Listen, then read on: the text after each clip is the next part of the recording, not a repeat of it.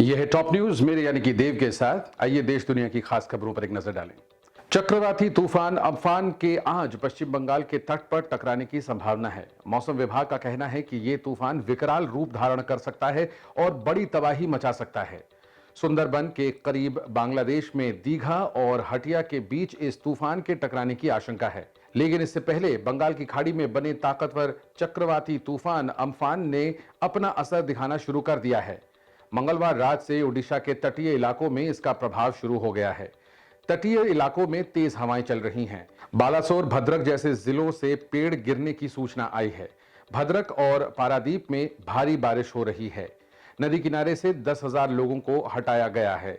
कच्चे मकान में रहने वाले लोगों को सुरक्षित जगहों पर ले जाया गया है। मछुआरों को समुद्र से दूर रहने को कहा गया है। पूरे ओडिशा में करीब 1 लाख लोगों को खतरे वाली जगहों से निकाला गया। वहीं भारत मौसम विभाग का कहना है कि ये चक्रवात सुबह 10:30 बजे पारादीप से करीब 120 किलोमीटर दूर था। इसके पश्चिम बंगाल बांग्लादेश के तटों से होकर पास होने का अनुमान है।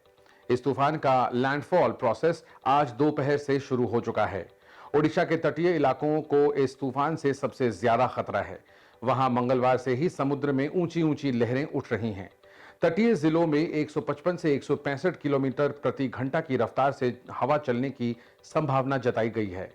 हवा की अधिकतम रफ्तार 185 किलोमीटर प्रति घंटा भी हो सकती है।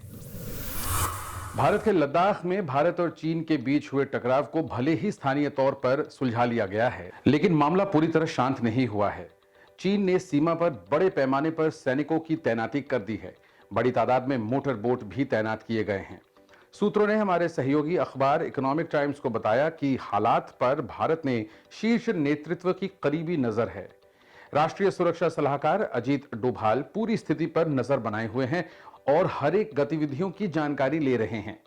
चीन का ये डर्टी गेम उस वक्त चल रहा है जब पूरी दुनिया कोरोना महामारी से जूझ रही है और इससे निपटने में लगी है।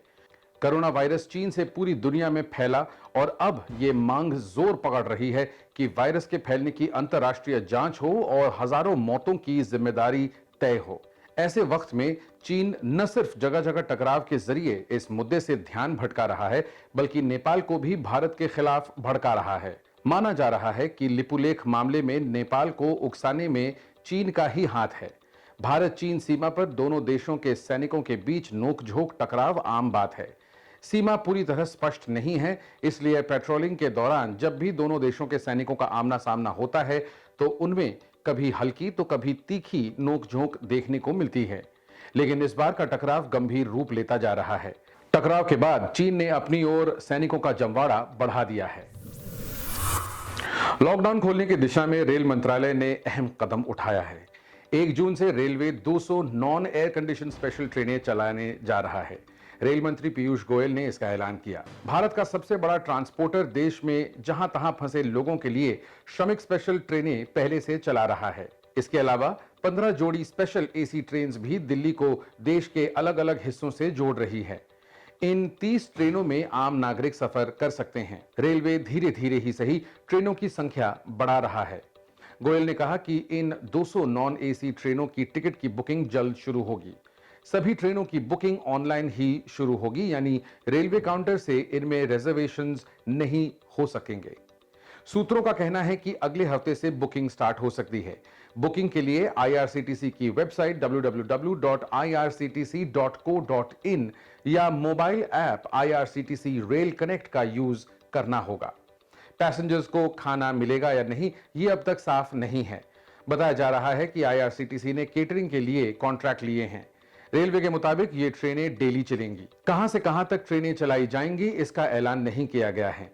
माना जा रहा है कि 15 जोड़ी स्पेशल ट्रेन से दिल्ली को बड़े शहरों से जोड़ने के बाद अब छोटे शहरों की कनेक्टिविटी सुधारने पर जोर हो सकता है। यूपी में प्रवासी मजदूरों के मुद्दे पर जारी बस पॉलिटिक्स के बीच बीएसपी सुप्रीमो मायावती ने मजदूरों को घर भेजने के नाम पर बीजेपी और कांग्रेस पर घिनौनी राजनीति का आरोप लगाया है।